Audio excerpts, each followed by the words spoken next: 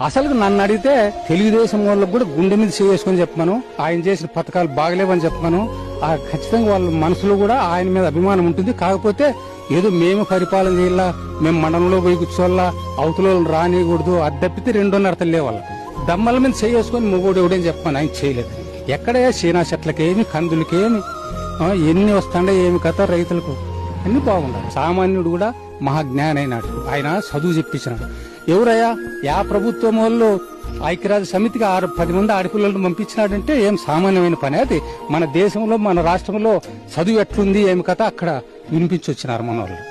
ఈ పొద్దు స్కూల్ లేకపోతే హరిజన పిల్లలు వీళ్ళంతా ఓసీలంతా కాన్వెంట్లు చదివిస్తుంటే హరిజన పిల్లలు సూట్లు బూట్లు వాళ్ళ కుర్చీలు టేబుల్ ఎట్లుండే చూడము ఉత్సాహంగా ఉన్నారు. ఎందుకు వేస్తారే వాళ్ళకు ఏమంటే వాళ్ళు బెదిరించి వేయమంటారు అనుకో, వాళ్ళ చిల్లరోళ్ళను బెదిరిస్తారనుకో.